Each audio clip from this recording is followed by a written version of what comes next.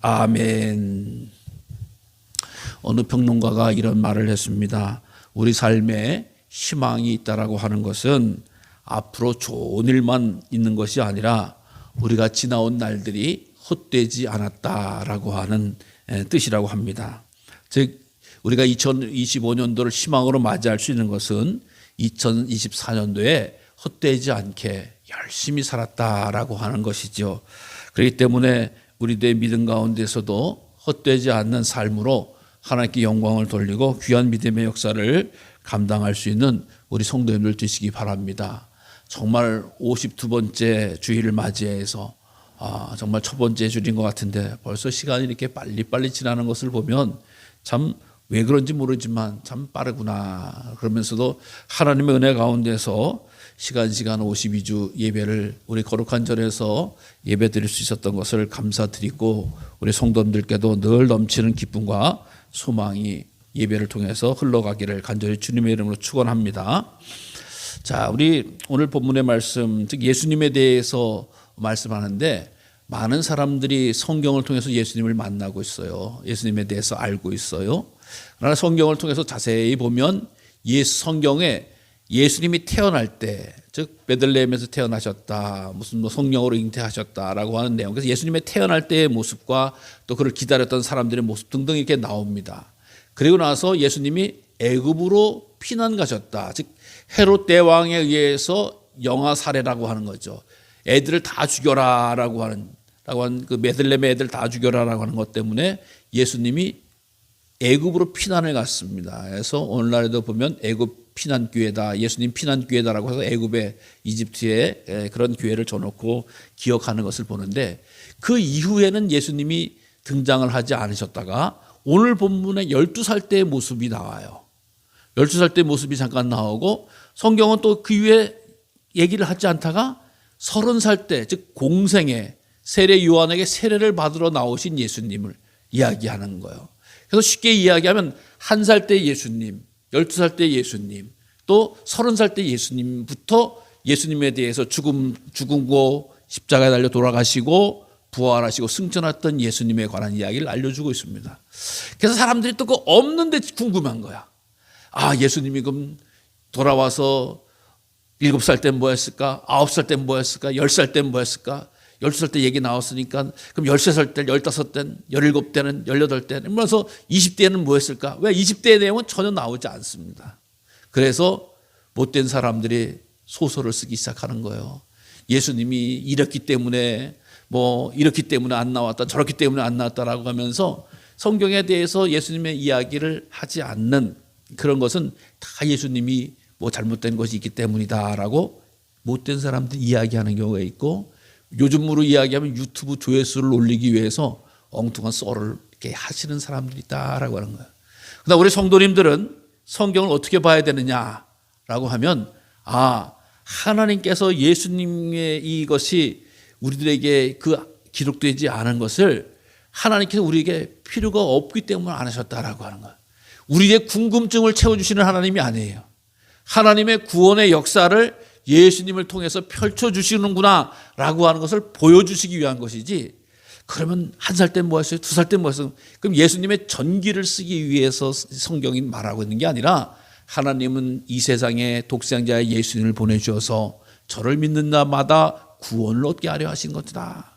주님께서 하시는 일은 사단 마귀의 일을 멸하는 것이다 라고 하는 것을 알려주시기 위해서 성경 말씀이 기록된 것이지, 예수님 줄줄줄 쫓아다니면서 일기 쓰듯이 기록해놓은 말씀이 아니라고 하는 거예요. 성경을 통해서 우리는 믿음을 키워나가는 것이지, 성경에 없는 내용을 가지고 시험에 들 이유는 아무것도 없다라는 사실을 기억하시기 바랍니다. 아마도 유튜브나 저희들 학교 다닐 때는 제 책으로 예수님의 그 성경에 나오지 않는 시기가 어떤 것이다 라고 하는 정체불명의 여러 가지 문서나 방송들이 있어요. 그러나 그것을 인정할 필요가 없는 거예요. 왜? 하나님은 성령을 통해서 예수님의 삶의 모습을 태어날 때와 12살 때와 공생애 때의 모습을 나타내주고 있기 때문이다라고 하는 것이에요. 그러면서 오늘 공생애 때 되기 전에 나왔던 그 12살 때의 모습이라고 하는 것이죠. 12살은 상당히 중요한 의미를 지니고 있어요. 왜 그러냐? 바로 오늘도 보면 6월절이 되면 예루살렘의 부모를 따라갔다. 그때 예수님이 12살이었다라고 하는 겁니다. 6월절 해마다 이스라엘 민족은 1년 3차례 성전에 가서 제사를 드리는 뜻이 있죠. 그래서 전 세계에서 모여듭니다. 그래서 6월절 무슨 초막절 또 그다음에 장막절 이렇게 해가지고 1년 3차례 예배를 와서 드려라라고 하는 이 말씀의 율법의 명령이 있죠. 그런데 이 예수님의 3차례 들여서 3번 다 왔으면 좋겠지만 아시다시피 전 세계에 흩어졌던 유대인이 왔다 갔다라고 하는 시간이 많이 걸려요. 어떤 때 보면 예루살렘 가는데 한 달 걸리는 거야. 그럼 가는데 몇 달 걸려요? 한 달 걸리는 거야. 성전에서 최소한 7일은 머물러야 되는 거예요. 최대한 7일은 머무른단 말. 한 2달 정도 왔다 가면 1년에 2달을 왔다 가면 어떻게 해? 그러니까 사람들이 자주 못 와. 3차례 오라는 명령을 드렸음에도 자주 못 와. 그러면서 특별히 6월절만큼은 꼭 가야 되겠다라고 해서 사람들이 움직입니다. 그래서 6월절에 전 세계 사람들이 아주 많이 모여서 예루살렘에 모이게 되죠. 와서 제사 드리고 그동안 했던 11조를 봉헌을 하면서 하나님 앞에 예배 드렸는데, 여기에 참여를 옛날에는 율법에 의하면은 남자만 3차례 와라라고 이야기했습니다만은 시대가 변하면서 여성분들도 같이 초대가 됩니다. 즉 유명한 이제 랍비들이 해석을 해서 여성도 거룩한 예배에 참석할 수 있다라고 해서 오늘도 보면 가족들이 나왔죠. 가족들. 근데 남자 같은 경우도 뿐만 아니라 12살이 되어져야지만이 참석을 할 수 있습니다. 12살이 되어야지만이. 그 왜 그러냐? 12살이라고 하는 나이를 이스라엘 유대 민족들은 바르 미츠바라고 하는 표현을 쓰는데, 바르 미츠바. 이것이 뭐냐? 율법, 즉 계명의 아들이다. 그러니까 12살이 돼서 계명을 지킬 수 있는 나이가 됐다라고 해서 12살이면 계명을 지킬 수 있다라고 하는 것은 이제 너희는 성인이다, 성년이다라고 하는 말을 할 수가 있는 거예요. 요즘 같은 경우는 12살이면 초등학교 5, 6학년 정도생 될 때 아니겠습니까? 고작해야 중학생 정도 될 때가. 걔네들이 뭔 어른이냐라고 생각하지만 우리가 잠시 돌이켜보면 옛날에는 초등학교만 졸업해도 어른 된 것 같고, 또 중학교만 졸업해도 학생 어른 된 것 같고, 고등학교만 졸업해도 어른 된 것 같지. 근데 요즘 같은 경우는 대학원을 나오고 박사를 해도 어른 같은 생각이 안 들어요. 다 애들 같은 생각이 드는 거예요. 옛날에는 군인만 가면 갔다 오면 아저씨가 됐지만 이제 군인 가도 손자 손녀가 되고 아주 어린 이런 취급을 받는 것처럼, 그 당시 거슬러 올라가면 2000년 전만 돼도 12살이면 율법을 지키기에 충분한 나이야 라고 하면서 인정을 했다라고 하는 것입니다. 그래서 그날 12살 될 때 예루살렘에 예배를 드리러 같이 올라갔다는 거예요. 근데 문제가 발생을 하잖아요. 어떻게 해요? 돌아오는 길이었다. 집으로 돌아오는 길이었다. 돌아갈 때 아이 예수는 예루살렘에 머무셨더라. 근데 부모가 그를 알지 못했다는 거예요. 동행 중에 있는 줄을 생각하고 하루 길을 간 다음에 친족과 아는 사람 중에 찾지만 만나지를 못하게 됩니다. 여러분, 여기는 왜 이런 문제가 생겼을까요?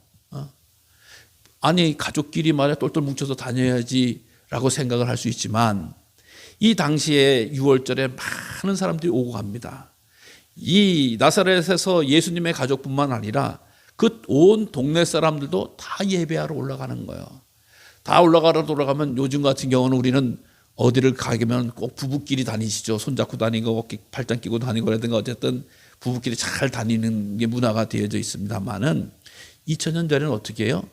여자들과 아이들은 앞서가는 거야. 그 다음에 뒤에 남자들이 줄레줄레 이렇게 이제 따라가기도 하고 뭉쳐서 가는 거야. 그것이 한 가정만 움직이는 게 아니라 이번에 우리 6월절 예배 드리러 올라갑시다 라고 동네에서 발휘하면 온 동네 사람들이 이렇게 참여하는 거예요. 그러니까 여자와 아이들, 남자들 따로 이렇게 따로따로 이렇게 가게 되는 거지, 뭐 부부끼리 가정끼리 다니는 일이 있었던 게 아니었다라고 하는 거예요. 그러니까 이제 예배를 드리고 제사를 드리고 돌아오는데, 돌아올 때에 엄마는 이렇게 생각한 거죠. 얘가 이제 성년이 되니까 엄마하고 안 오고 아버지하고 가는 거구나, 기특한 녀석, 이렇게 생각했을지는 모르죠. 또 아버지는 뭐예요? 예수가 아직도 오늘 성년식을 봐서 참여하지만 그래도 엄마하고 가는 게 편하니까 아직도 엄마하고 같이 오는구나 라고 생각할 수가 있었다라고 하는 것입니다. 그렇기 때문에 양쪽 다 별로 그렇게 신경을 안 쓰고 자기 멋대로 생각을 했다라고 하는 것을 우리가 생각해 보면, 그러지 않고는 예수님을 잃어버리지는 안 되는 거죠. 여러분, 살다 보면 자녀들도 잊어버린 적이 있죠. 예? 잊어버렸으면 어떻게 돼요? 눈이 뒤집히는 거죠. 예? 깜짝 놀랄 일이죠. 예?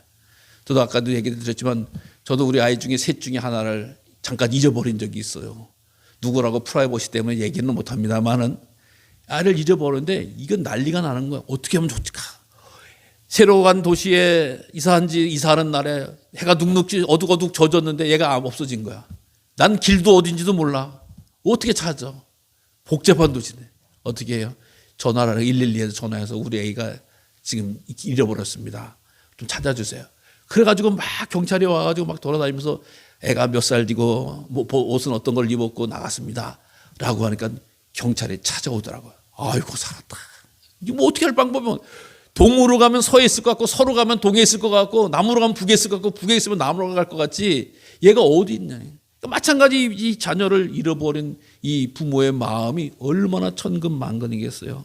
근데 자녀를 왜 잃어버렸냐라고 하는 걸, 자녀를 생각하지 못했던 모습이었다라고 하는 거예요. 예수님을 왜 잃어버렸냐라고 하니까 남편하고 있겠지, 엄마하고 있겠지 라고 하는 아니란 생각 때문에 잃어버렸다라고 하는 겁니다. 사랑하는 성도 여러분, 우리도 삶에 있어서 예수님을 잃어버릴 때가 있습니다. 예수님을 놓칠 때가 있다는 거예요. 그것은 뭐예요? 예수님을 안일하게 생각할 때였다. 예수님이 정말 우리들의 주요, 우리들의 주인이요, 우리들의 능력이요, 우리들의 힘이요, 나의 평강이라고 하는 것이라면 예수님을 전심으로 믿고 따라야 되는데, 우리가 세상 일에 바빠서 잘 몰라서 여러 가지 일을 내려놓아서 예수님을 놓쳐서는 안 된다라고 하는 것이죠. 성경은 예수님을 따르는 우리에게 있어서 조심하라, 전심으로 따르고 순종하라 라고 하는 말씀. 왜? 예수님을 점점 안일하게 생각을 하게 되어지면은 방통과 세속의 유혹이 쫓아와서 우리의 믿음을 파손시킵니다. 늘 깨어서 주님과 교제하지 않으면 주님을 만난 일에, 주님을 따르는 애 노임을 입는다는 것이죠. 그래서 우리가 경계해야 될 건 형식적인 신앙생활이라고 하는 거예요. 정말 주님을 믿는 시간, 주님께 예배드리는 시간, 주님께 헌신하는 것, 주님께 충성하는 것에 있어서는 예수님 위소로 최선을 다하는 일이에요. 잠언에서도 말씀합니다. 어리석은 자의 퇴보는 자기를 죽이며 미르는 자의 안일은 자기를 멸망시키느라. 여러분, 예수님 잘 믿고자 새해는 결단했지만 시간이 가면 갈수록 예수님이 나를 믿는 거지 내가 예수님을 믿는 건지 몰라서는 안 된다라고 하는 거예요. 예수님에 대해서는 최선을 다하고 전심을 다해서 주님을 믿는 생활이 복된 성도의 삶인 줄로 믿으시기를 바랍니다. 부지런하여 게으르지 말고 열심을 품고 주를 섬기라라고 로마서에서는 강조하고 있는 것입니다.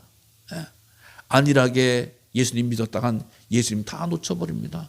왜요? 세상에서 얼마나 우리를 강력하게 유혹합니까? 세상에서 얼마나 우리를 신앙생활을 못하도록 방해합니까? 우리는 다 그것을 이기고 1년 동안 달려온 성도인 줄로 믿으시길 바랍니다. 하나님, 바쁜 일도 있고 힘든 일도 있고 어려운 일도 있고 기분 나쁜 일도 있고 두려운 일도 있고 화나는 일도 있고 짜증나는 일도 있었지만 주님이기 때문에 예배드립니다. 예수님 때문에 고백합니다. 예수님 때문에 사랑합니다. 예수님 때문에 봉헌합니다 라고 하는 전심을 다할 수 있는 우리 성도님들 된 줄로 믿습니다. 그래서 우리 성도님들 귀하게 열심을 다해서 주님을 따랐는데 다가오는 새해도 열심으로 주님을 품으시기를 바랍니다. 믿음의 승리자가 되시길 바랍니다. 믿음의 축복자가 되시고 믿음의 결론자가 되실 수 있는 우리 성도님들 되시기를 간절히 주의 이름으로 부탁을 드립니다. 그래서 아기를 찾는 방법은 어떻게 해요? 다시 거슬러 오라고. 맨 마지막에 어디서 봤지? 길가에서 하루쯤 지났는데 예루살렘에 왔지. 그래서 엄마 아빠가 다시 예루살렘 성전으로 올라가는 거예요. 성전으로 올라가니까 어떤 일이 벌어졌느냐? 성전에서 만난 거예요. 이거 만났는데 어떻게? 그 선생들 중에 앉으사 그들에게 듣기도 하고 묻기도 하시니 듣는 자가 다 그 지혜와 대답을 놀랍게 여기더라. 아니, 이놈의 자식이 엄마 아빠를 놓쳤다니 올라가 봤더니 선생님들하고 얘기를 하고 있는 거야. 얼마나 화가 나겠어요. 엄마 나 얘기 좀 할게요. 아빠 나 얘기 좀 할게요. 라고 하는 게 아니라 기근 찾아서 예루살렘 성전까지 그냥 그 마음 어떻게 했어요? 잃어버린 새끼를 찾아서 부모가 쫓아가가지고 찾은 그 예수. 근데 거기 예수는 턱하니 앉아서 랍비들하고 대화를 하는 거야. 말을 섞고 있는 거예요.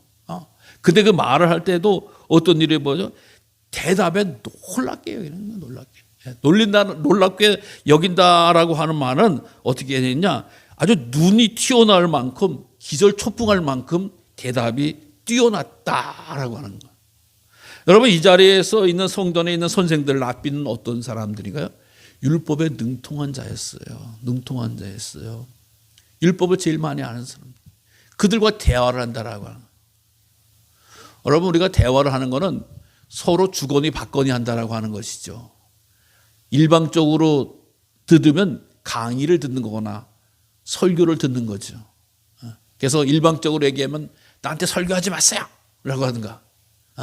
근데 대화는 뭐예요? 내 할 얘기 다 하고 그 사람 할 얘기 다 하는 게 대화예요.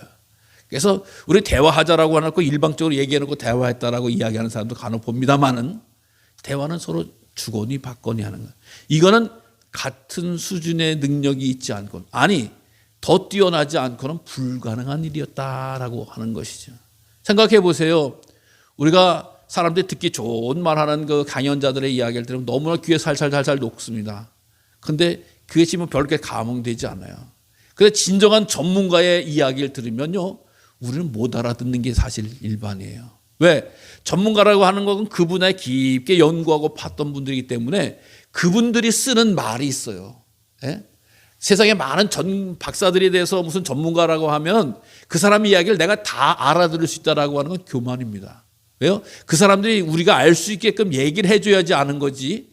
전문가들이 전문적인 용어를 쓰면서 이야기를 하면 우리는 그냥 귀를 막히는 거예요. 답답한 거예요.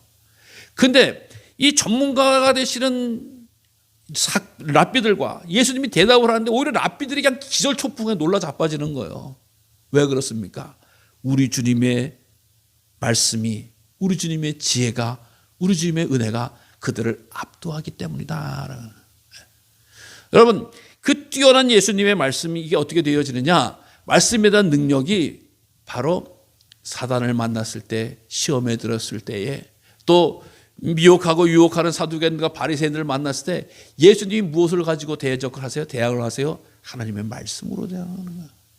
주님의 말씀으로. 그러니까 예수님이 12살이지만 예수님 자체는 이미 하나님인 거예요. 하나님. 그래서 그에게 대해서 막힌 것이 없고 다치는 것이 있고 모르는 것이 없는 거예요. 하나님의 말씀을 술술 이야기하고 풀어주고 설명을 해주니까, 아니 지금 첫 예배 드리러 온 12살짜리 첫 꼬마가 어떻게 이 랍비들 앞에서 주저함 없이 이야기를 할 수 있을까? 기가 막힌 거죠. 우리 주일학교 애들이 만약에 장로님한테 나와가지고 이런저런 얘기를 하면서, 장로님 그거 아시죠? 그러면서 이런저런 아는 얘기를 줄줄줄줄 풀어보면, 야, 얘 신기하다, 기특하다, 얘 대단하다, 야, 이렇게 놀라잖아요. 근데 그 정도가 아니라 완전히 기절초풍할 정도로 랍비들이 놀라 자빠지는 일이 벌어졌다라고 하는 것입니다. 사랑하는 성도 여러분, 말씀은 주의 능력이 된 줄로 믿으시기 바랍니다. 우리 성도님들 말씀을 가까이 하고 말씀에서 능통해야 될 이유가 있는 거예요. 왜? 말씀은 사단을 이깁니다. 말씀은 우리들의 믿음을 지킵니다. 말씀은 우리의 신앙을 이끌어주는 겁니다. 말씀을 떠난 기도는 잘못된 기도예요. 말씀을 떠난 설교는 잘못된 설교예요. 말씀을 떠난 헌신은 잘못된 헌신이라고 하는 겁니다. 우리들의 모든 것은 다 하나님의 말씀으로부터 나오는 거예요. 주의 말씀. 그래서 가지도 말고 제하지도 말라라고 말씀하고 있잖아요. 하나님의 말씀이면 충분한 거예요. 하나님의 말씀은 완전한 거예요. 하나님의 말씀은 우리들이 그저 아멘하고 아멘할 것이지 궁금하거나 따지거나 요리한다고 해서 우리에게 큰 은혜가 되어지지 못한다라고 하는 것. 그래서 말씀의 검을 가지라고 사도 바울은 우리에게 권면하듯이 우리에게도 하나님의 말씀이 충만한 우리 성도님들 되시기 바라고, 다가오는 새해에도 우리 여러 가지 환난과 역경을 만나더라도 하나님의 말씀으로 무장되어져 있다고 하면은 능히 이길 줄로 믿습니다. 능히 이길 줄로 믿고 정말 하나님의 말씀을 가까이 할 수 있는 우리 성도님들 되시기를 간절히 주의 이름으로 부탁을 드립니다. 그러니까 부모님이 놀라서, 야, 또 내가 근심해서 얼마나 찾았는지 모르냐라고 이제 막 이야기를 하는 거잖아요. 내가 널 얼마나 찾았는지 알아 몰라 하면서 막 얘기하니까 이 예수님이 뭐라 그래요? 내가 내 아버지 집에 있어야 될 줄 알지 못했습니까? 라고 해요. 엄마 미안해요. 이게 아니죠. 나는 내 아버지 집에 있다라고 하는. 야, 네 아버지 집은 나사렛이잖아 라고 하는 게 인간적인 판단이고 얘기죠. 근데 예수님은 나는 여기가 내 아버지 집이다. 하나님이 내 아버지시다 라고 하는 선포의 말씀이에요.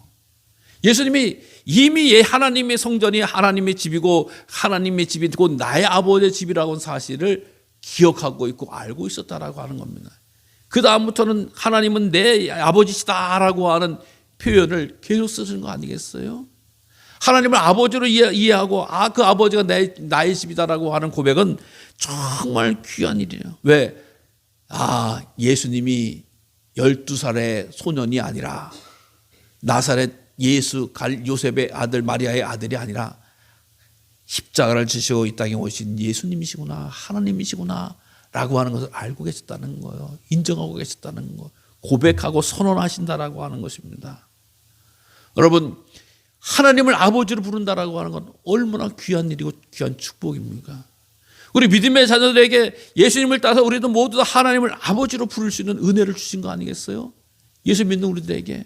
그래서 하나님께서 주시는 권세와 능력과 은혜를 아버지가 자녀에게 주듯이 우리에게도 부어주신다라고 하는 거예요. 여러분, 그래서 우리는 문제가 있을 때, 어려움이 있을 때, 아픔과 곤란함이 있을 때 어떻게 돼요? 하나님 아버지라고 부르면, 앞에 하나님을 빼더라도 교회 와서 그냥 문제가 있고 아픔과 어려움이 있을 때 아버지 하면 누구를 부르는 거예요? 내 육신의 아버지를 찾는 게 아니잖아요. 하나님을 아버지로 믿고 고백하면서 그 능력에 전 만유의 주가 되시는 하나님의 능력의 은혜와 능력으로 나를 위로해 주시고 해결해 주시고 응답해 달라고 부르짖는 거 아니겠습니까? 그러니까 하나님을 아버지로 부른다라고 하는 것은 얼마나 복된 일이에요. 얼마나 감사한 일이에요. 이 일을 예수님께서 선포해 주셨기 때문에 우리도 가능한 일이라고 하는 것입니다. 여러분, 거룩한 교회는 예수님의 몸된 교회이기도 하지만 하나님 아버지의 집이고 또 우리의 집이라고 하는 사실을 기억하시기를 바랍니다. 그걸 믿음으로 받아들이시길 바랍니다. 근데 그 부모는 깨닫지 못했다는 거예요. 알지 못했다는 거예요.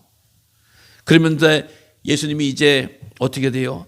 내려가사 나사렛에 이르러 순종하여 받드시더라. 그러니까 어머니하고 이제 같이 내려가서 나사렛에 이르러 순종하여 받드시더라. 자, 그러면서 12살의 예수님은 사라지고 30살의 예수님이 등장합니다.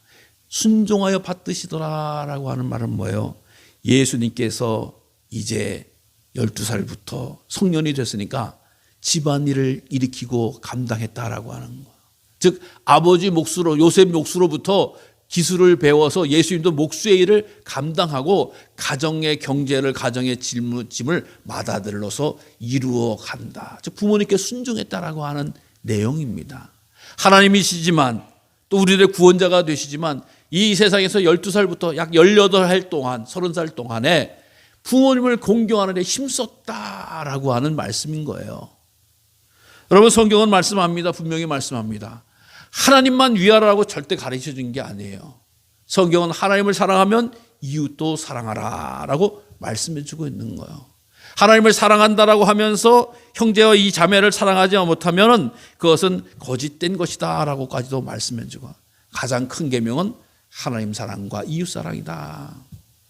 때로는 믿음 생활 열심히 하다 보면 하나님 가정일도 못할 수 있지, 믿음 생활 열심히 하다 보면 인간관계에 있어서도 파토날 수 있지 라고 했던 시절이 있었습니다. 주의 일이 우선이니까, 최선이니까. 그래서 남편의 역할, 아내의 역할, 또는 또 자녀들의 역할을 해서도 부모의 역할을 못해도 괜찮다라고 생각했던 경우가 있었습니다. 그러나 이제 점점 한국 교회도 어떻게 돼요? 하나님 앞에 전심으로 예배드리는 것도 중요하지만 가정과 일터와 자녀를 돌보는 것도 중요한 것이다 라고 하는 것을 알고 가르치는 거예요. 예. 교회 일 할 테니까 가정 다 포기해라. 이건 이단들이 하는 일이죠. 교회 일 할 테니까, 하나님 일 할 테니까 직장들 다 포기하고 여기 와라. 이단들은 그 짓을 많이 하잖아요. 근데 아니라고 하는 거야. 하나님도 열심히 섬기되 맡은 바 나의 일터와 직장과 가정에 최선을 다해서 섬기라라고 하는 것입니다. 사랑하는 성도 여러분, 그 일을 감당했던 예수님은 지혜와 키가 자라가고 하나님과 사람에게 더욱 사랑스러워져 갔다라고 하는 표현을 쓰고 있는 것을 보게 됩니다. 그러니까 18살, 12살부터 30살까지 점점 자라가는데 지혜와 키가 자라가고 하나님과 사람이 더욱 사랑스러워져 갔다. 예수님만 그런 게 아니라 우리 믿음의 자녀도 이뤄야 될 줄로 믿으시기를 바랍니다. 지혜의 키가, 영적인 분량이 점점 자라나시기 바랍니다. 커져나가시길 바랍니다. 난 여기가 딱 좋습니다 라고 움켜잡지 마시기 바랍니다. 하나님, 제게 부어줄 수 있는 은혜가 있으면 더 부어주시고, 제게 주실 능력이 있으면 더 주시고, 더 해서 내가 점점 자라나는 신앙인이 되게 해달라고, 자라나는 성도가 되게 해달라고 소망하시기 바랍니다. 그리고 하나님, 저는 하나님의 사랑을 받고 싶어요. 하나님, 저는 다른 사람들에게 또 사랑을 받고 싶어요 라고 하는 소망도 간직하시길 바랍니다. 하나님의 사랑이면 다 됐습니다 라고 사람 생각하서 그래서는 안 된다라고, 하나님의 사랑도 받고 사람의 사랑도 받는 그런 믿음의 온전하고 건강한 신앙인이 되어야 될 줄로 믿으시기를 바랍니다. 다가오는 새해를 맞이하면서 믿음 가운데서 예수님처럼 아름다운 역사를 우리 모두에게 임하여 주시기를 간절히 주님의 이름으로 축원합니다.